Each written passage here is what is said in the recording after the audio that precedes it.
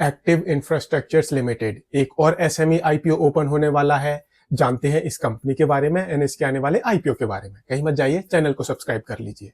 सबसे पहले जान लेते हैं इस कंपनी के बारे में। एक्टिव इंफ्रास्ट्रक्चर्स लिमिटेड ये कंपनी एक महाराष्ट्र बेस्ड कंपनी है। बेसिकली महाराष्ट्र के नागपुर में इस कंपनी का ऑफिस है। यहाँ पर इस कंपनी का मेन ऑफिस है एंड ये कंपनी इस बिजनेस के अंदर 2007 से है एंड ये कंपनी अपने आप को एक सिविल कंस्ट्रक्शन कंपनी बोलती है। बेसिकली ये कंपनी रोड्स बनाती है, ब्रिजेस बनाती है, वाटर सप्लाई से रिलेटेड प्रोजेक्ट्स की कंस्ट्रक्शन करती है एंड साथ ही साथ ये कंपनी जो कमर्शियल स्पेस होता है उसकी कंस्ट्रक्शन करती है, रिटेल स्पेस की कंस्ट्रक्शन करती है एंड इसी तरह से जो एग्जीबिशंस हॉल होते हैं, एजुकेशनल इंस्टीट्यूशंस होते हैं, उनकी भी कंस्ट्रक्शन करती है।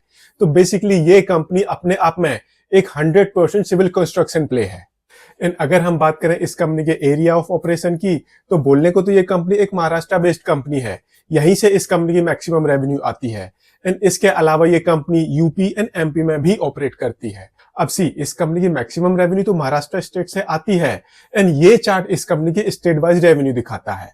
बेसिकली सबसे ज्यादा रेवेन्यू अप्रोक्सीमेटली 61% रेवेन्यू इस कंपनी की वो महाराष्ट्र से आती है।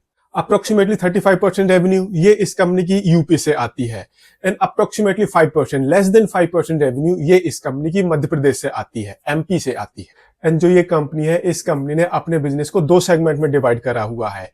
एक हो गया इंफ्रास्ट्रक्चर से रिलेटेड प्रोजेक्ट्स एंड दूसरा सेगमेंट हो गया कंस्ट्रक्शन ऑफ कमर्शियल प्रोजेक्ट्स।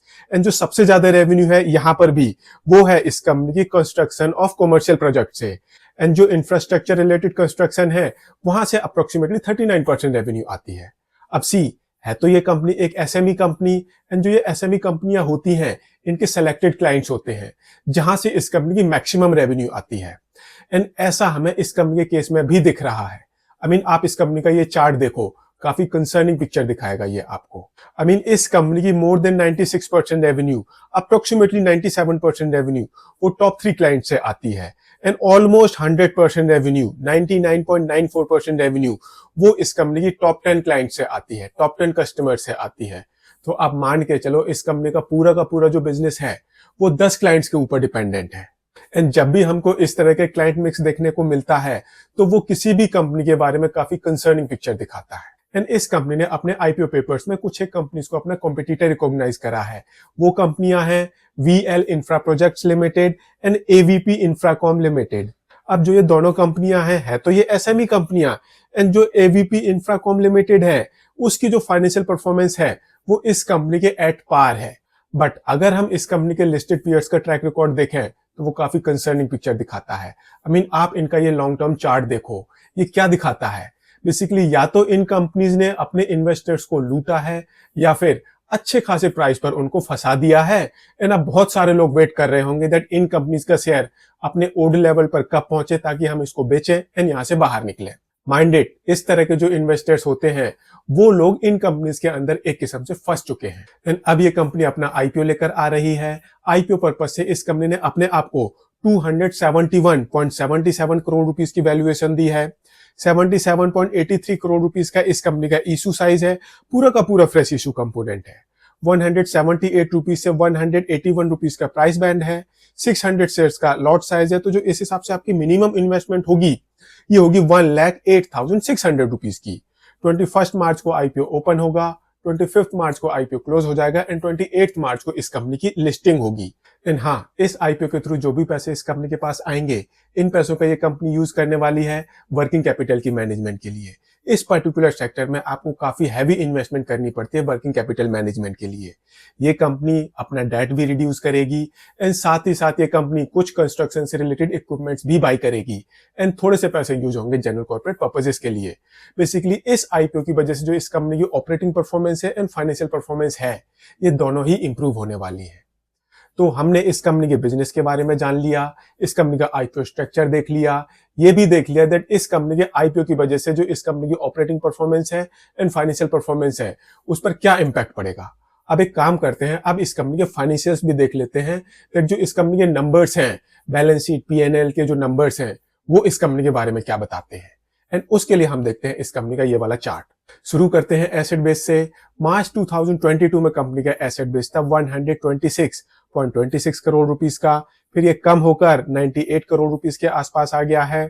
मार्च 2024 में ये इंक्रीज होकर 107 करोड़ रुपीस को क्रॉस कर गया है। एंड सितंबर 2024 तक इस कंपनी का जो एसेट बेस है ये 97 करोड़ रुपीस के आसपास है।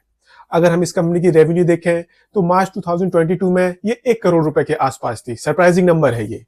अगले साल इस कंपनी की रेवेन्यू ये 90 करोड़ रुपीस के आसपास पहुंच गई है। मार्च 2024 में कंपनी की रेवेन्यू ये 97 करोड़ रुपीस को क्रॉस कर गई है। एंड इस साल टिल सितंबर 2024 इस कंपनी ने 34 करोड़ रुपीस की रेवेन्यू क्लॉक करी है। इसको हम देखेंगे दैट इस कंपनी की रेवेन्यू में काफी बड़ा डाउनफॉल देखने को मिला है। अगर हम इस कंपनी की प्रॉफिटेबिलिटी देखें तो एक प्रॉफिट मेकिंग कंपनी है।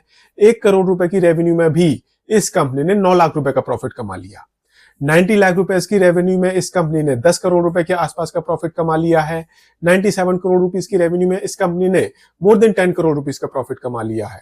एंड 33 करोड़ रुपीस की रेवेन्यू में 34 करोड़ रुपीस की रेवेन्यू में 5.5 करोड़ रुपीस का प्रॉफिट कमा लिया है। एंड ये कंपनी अपने ऑपरेशन से मार्च 2023 के बाद अच्छा खासा पॉजिटिव कैश जनरेट कर रही है। ये प्रॉफिटेबिलिटी के हिसाब से काफी जबरदस्त है। एंड करंट में इस कंपनी की बुक्स में 56 करोड़ रुपीस की बोरोइंग है। एंड ये कंपनी एट द मोमेंट 17.83% के एबिटा मार्जिन पर ऑपरेट कर रही है, 10.75% के पैट मार्जिन पर ऑपरेट कर रही है, 36.22% की इस कंपनी की रिटर्न ऑन इक्विटी है एंड अप्रोक्सीमेटली 15% की इस कंपनी की रिटर्न ऑन कैपिटल एम्प्लॉयड है।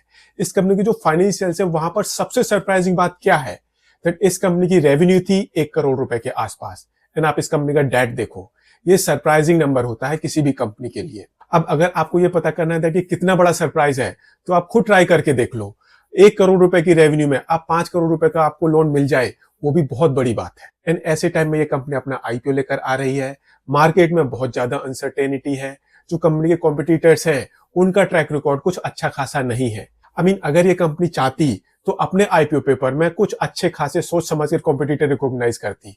बट इस कंपनी ने किन कंपनी जो कॉम्पिटिटर रिकॉग्नाइज किया है जिन्होंने या तो एक किस्म से इन्वेस्टर्स को लूटा है या फिर उनके पैसे फंसा कर बैठ गई हैं। सो मैं इस कंपनी के आईपीओ को सब्सक्राइब नहीं करूंगा। आप अपना डिसीजन थोड़ा सा सोच समझ कर लें एंड इन्वेस्टमेंट एडवाइजर से कंसल्ट करने के बाद लें।